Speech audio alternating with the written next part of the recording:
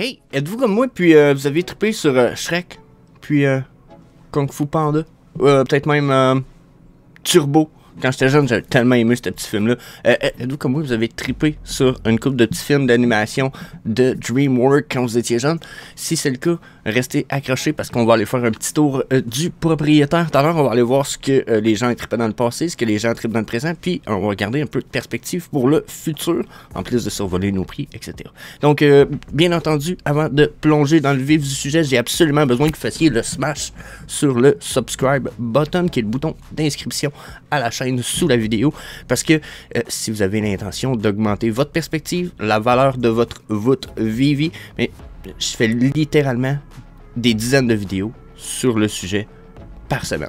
Donc, that's it, that's all. On va aller voir nos collectible price en premier, par exemple. Ah oui, puis il y a une big news que je veux survoler rapidement en fin de vidéo pour les Canadiens. J'espère que vous allez être aussi hype que je suis. So, yeah. N'oubliez pas, il n'y a aucun conseil personnel, financier ou d'investissement qui est prodigué dans cette vidéo.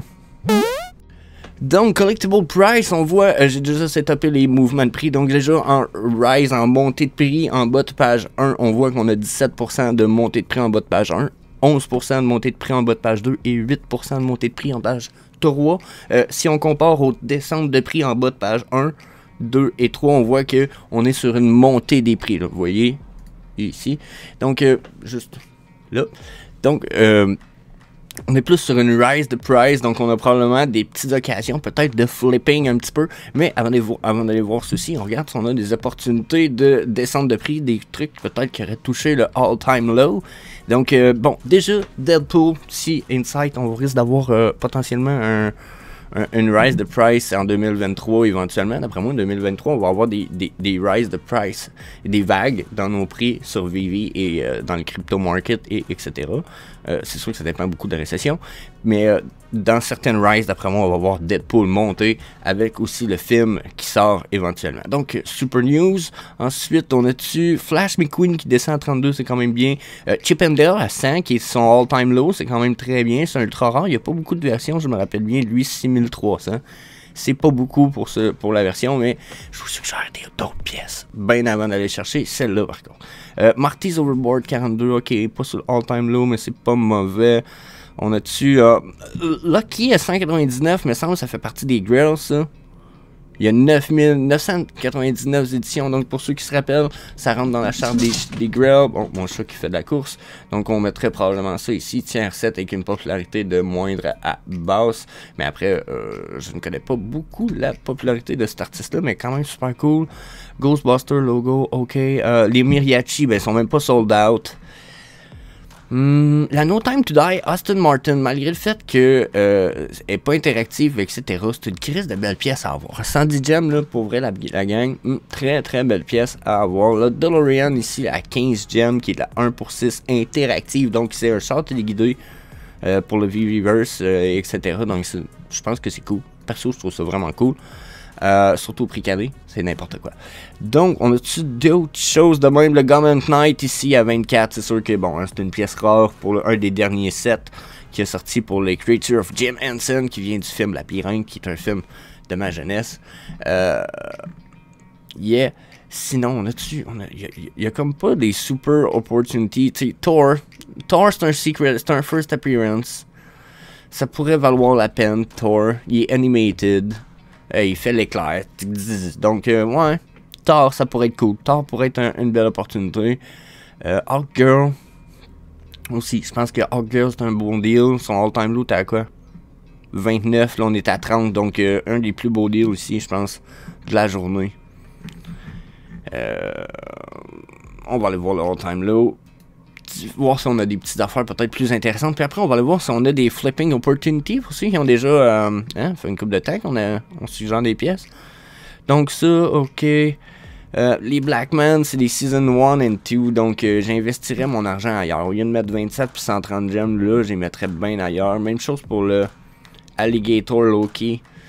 J'ai l'impression que c'est peut-être pas les Piece of Choice. Toby, je le suggère encore à cause du Master Collector Program qui est supposé éventuellement s'en venir. Wall-E à 100$, c'est très bien. C'est un très bon prix. Il n'est pas son all-time low, mais il doit pas être très loin. L'Emperor Fist à 745$, ça c'est un big deal. Such a big deal. Mais regardez, n'est pas Hawk Girl n'est pas proche de son all-time low pour rien. Je l'avais pas dit pour rien. Je pense que c'est une belle pièce qui est très négligée en ce moment. Zombie Captain America, ok. Steamboat Willie, c'est encore un big deal. La DeLorean à ce prix-là est donnée pour vrai. Chercher un low mint à 65 jump, là, 70, 80 jump, à la limite le prix du drop. Je pense que c'est un bon deal. Sauf qu'il en reste encore 2100 à vendre dans le store. Donc, dites-vous, moi je pense qu'à un moment donné, il y en a un paquet qui vont disparaître d'un coup, il va y avoir des burns ou de quoi, puis ça va prendre tant de valeur. Mais si le monde arrête d'en acheter puis qu'on peut burner ça, waouh, ça serait écœurant. Ensuite, Green Goblin. Have You in My Sight. Ready for Action, Boba Fett, c'est cool à 18. Le Green Goblin à 91, c'est n'importe quoi, ce prix-là. Superman 490, c'est un big deal. Such a big deal. Ça va juste des big deals, c'est mon avis, on est déjà en page 2. Donc, 4 minutes de fête sur notre vidéo, on va aller voir le 24-hour flip. On va aller voir si on a des opportunités, peut-être un petit peu.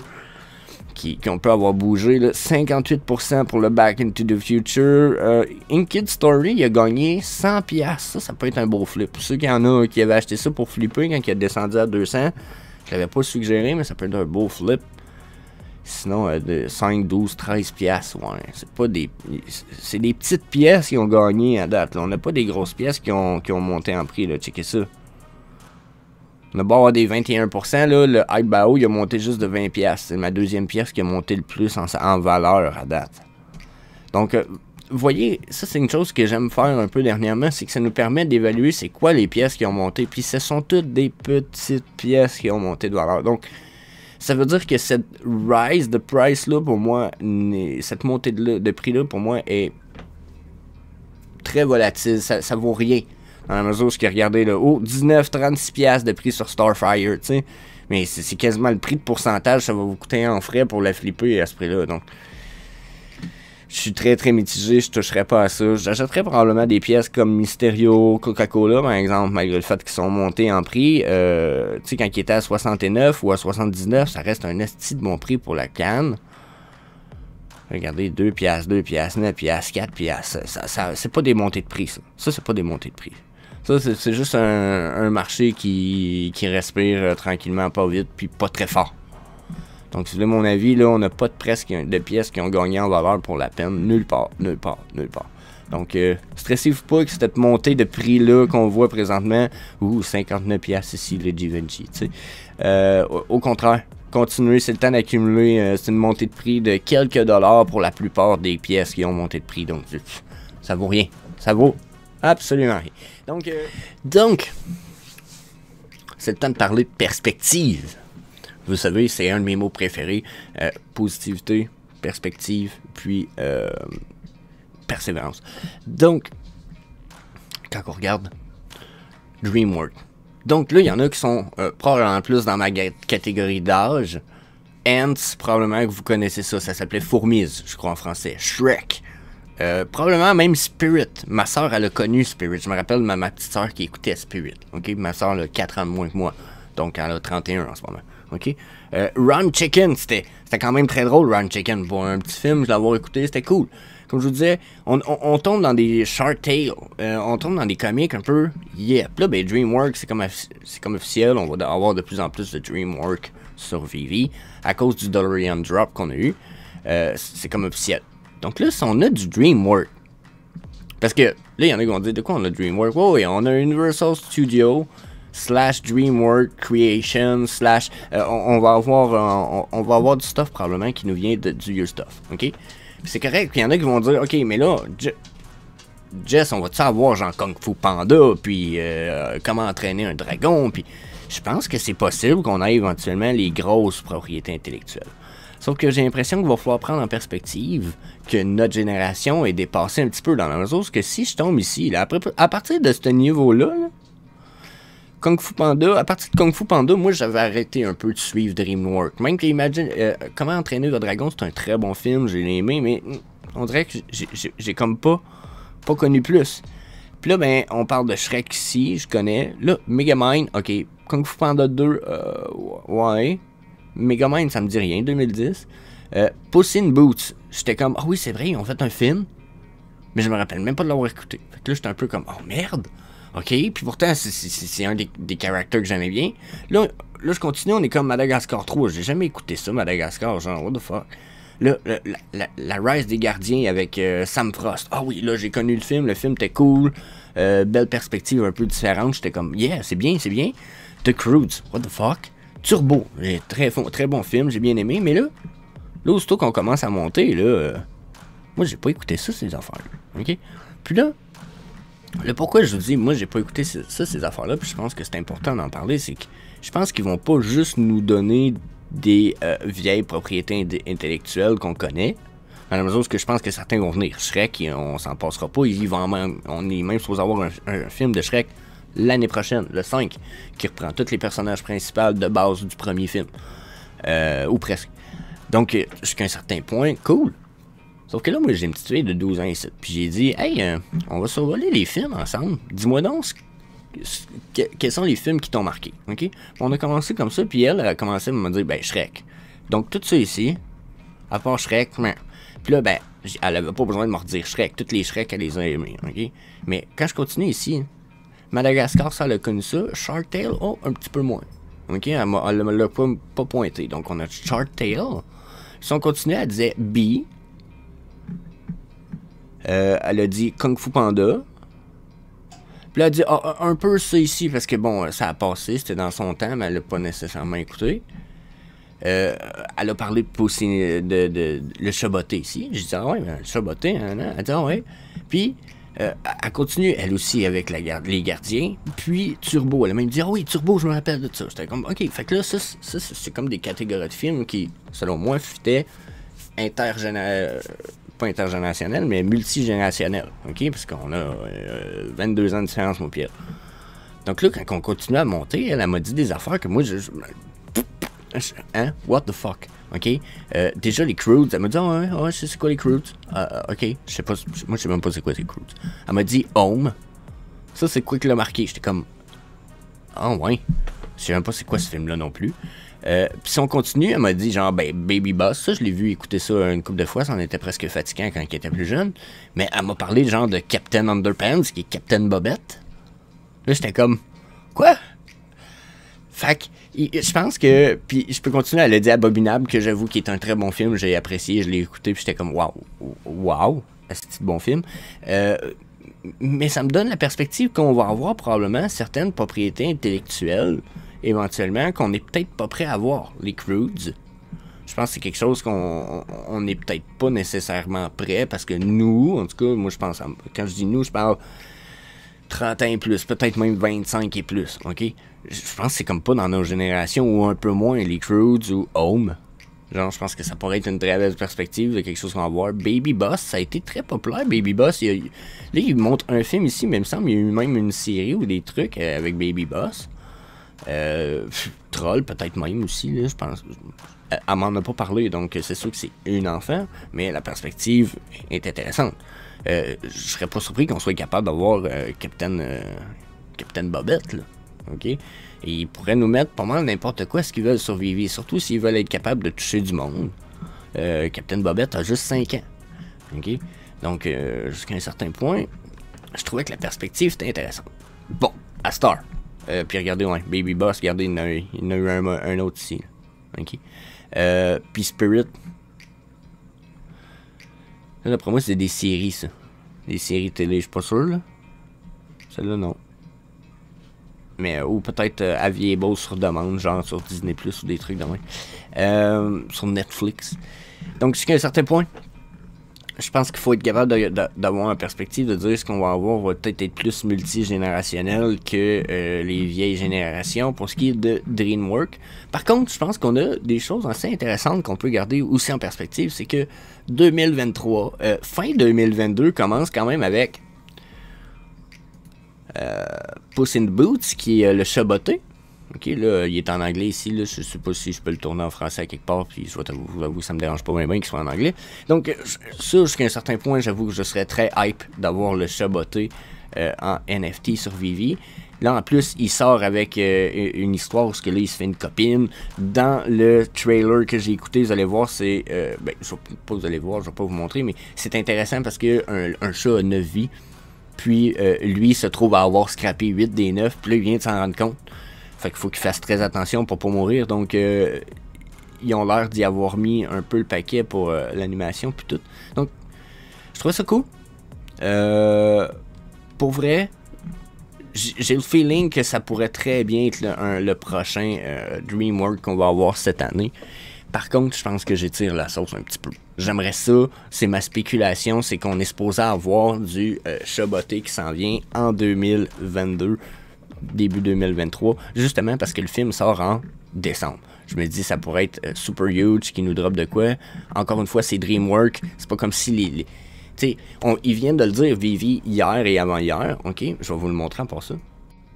Donc, justement, regardez, Dan Crowder qui avait dit le Viviverse est un engine, ça veut dire qu'il est comme une plateforme qui est agnostique. Ça veut dire qu'elle ne croit pas en aucune espèce de divinité de création de modèle 3D. C'est un peu ça ce qu'il voulait dire par son, par son agnostique et part à Unity ou Unreal. Dans le fond, ce qu'il voulait dire, c'est que nous autres, là, l'engine qu'on a créé, il accepte les modèles 3D de peu importe le programme.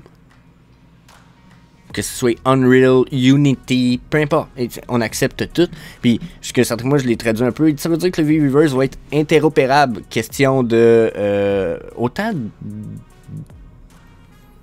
de technologie, puis d'où provient le modèle, au même titre que probablement interopérable pour ce qui est de la technologie puis de l'introduction des NFT qui sont hors de la blockchain. Donc, quand on en retourne à quand on retourne à DreamWorks puis à le film, exemple, ben, même si le partnership a été complété il y a 6-12 mois, d'avoir les modèles 3D puis de les faire fitter à la qualité de Vivi, la possibilité de qualité des modèles Vivi, pour moi, c'est... j'ai déjà fait un peu de modélisation 3D là, avec Unreal puis Unity. Je vais vous dire une affaire, une fois que ton fichier est sauvegardé en modèle 3D, il y a un moyen de les transiger ou de les faire accepter. Une fois que ta plateforme, elle, tant qu'elle est capable d'accepter des modèles 3D, elle est capable de gérer plusieurs styles de modèles. C'est pas un problème. Puis eux, ils ont déjà le modèle 3D pour les collectibles, vous voyez là. C'est pas comme si ils avaient fait ça au crayon de plomb, là, puis il fallait qu'ils refassent tous les modèles demain matin pour Vivi. Non, non, non, non, non. C'est déjà fait. Donc, ma prédiction, ça s'en vient. On va avoir des NFT de Puss in the Boot avec le petit chien ici qui a l'air un peu malade dans la tête, puis etc. Donc, yeah, c'est ma prédiction pour décembre. Donnez-moi votre avis dans les commentaires là-dessus. Là, on va aller voir une big news. Big news for Canadian. Oh yeah. Oh yeah. Donc, écoutez ça. David et Alex, ils parlent durant un des interviews. Je vais carrément vous faire écouter ça. Il faut que vous entendiez ça. Ils parlent de convention au Canada. Donc, fuck yeah. I was looking at the data yesterday. So this whole week is about data. I'm like trying to tell myself what we're doing next year and where the market. Canada is actually top 3. Top 3, yeah. For Phoebe. So I definitely want to do Canada next year. Alex, can you also earmark? Yeah, I've been looking into, well, I guess we're spilling the beans now. Yeah, I've been looking into Toronto. So hopefully we can make that happen. I know there's a lot of VVFam in Canada, one of which was up here, Superstar. Donc c'est officiel, dans le fond, David, ce qu'il vient de dire pour faire la traduction pour ceux qui parlent pas anglais trop, ou pour même les Européens qui veulent venir nous rejoindre, David il dit, oui, il y a quelqu'un qui a demandé, avez-vous des objectifs de venir au Canada faire des événements? Puis David il disait, je regardais ça, les datas qu'on a, nous autres, il dit hier soir, parce que les autres qui ont des datas par rapport à Vivi, c'est quoi la plus grande population. Il avait dit l'Europe était quoi, top 3, top 5, question fréquentation puis utilisation de Vivi. Puis il vient de dire la même chose pour le Canada, on serait top 3 au Canada, question d'utilisation puis fanbase de Vivi. Donc si on est top 3 là, je vous dis ça de même, mais moi je trouve que c'est fucking nice. Puis en plus Toronto, c'est sûr que vous allez me voir là-bas parce que c'est ce que disait Alex. de suite après que David Yu nous ait dit que c'est ça qu'il voulait faire, il voulait définitivement venir au Canada en 2023, Alex il dit qu'il regardait pour Toronto. Il dit, je sais pas si ça va être possible, peut-être compliqué, mais Toronto, ça donne mars le plus tôt. C'est le Comic-Con, sinon ça va à août pour le Fan Expo, qui se trouve être un autre convention. Peu importe là ou lesquels qui vont se passer au Canada, au moins en Ontario, là, où je devrais m'y rendre. Donc, si vous avez l'intention de vous y rendre également, laissez-le savoir dans les commentaires. On va s'organiser quelque chose, c'est pas mal certain. Probablement que je vais être là-bas pour aller louer un Airbnb, puis etc. Donc, yeah, je vais sûrement être là en plus pour faire des live streaming. Je regarde quand j'ai vu tout ça, je me suis déjà dit, oh my god, ça me prend un gigapack de batterie pour pouvoir traîner 2 à 3 caméras de téléphone, vous faire des lives quasiment all day, all night. Ça serait écœurant, ça. Hein? Yeah. Hey, DreamWorks va aussi travailler sur un film de Mario Bros 2023, ça va nous dropper. Donc, j'ai une vidéo là-dessus qui devrait être affichée direct tout ce que ma tronche allait en ce moment, dans à peu près 5 à 10 secondes à la fin de vidéo. Je te suggère fortement d'aller voir ça. Je pense que tu le regretteras pas si tu l'as pas déjà vu. Puis si tu l'as déjà vu, je pense que tu veux le revoir. So, yeah. I'm desperately trying to give more value to every person I ever cross paths with and never ask for anything in return. That is literally the framework of my life. My great hope is that I can bring more value to people than they bring to me, and I'm never in a dire situation where I ever have to ask for anything in return.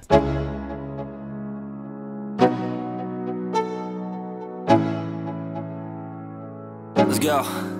Yo, I'm like an addict, do I gotta have it. I ain't even playing, got a really bad habit. If it moves, gotta grab it, fuse like a magnet. Lose, won't have it till I'm doomed in a casket. I ain't playing, got a weird mind. If you work 8 hours, I'ma work 9. If the shit tastes sour, you should taste mine. I'ma stay in power for a long time.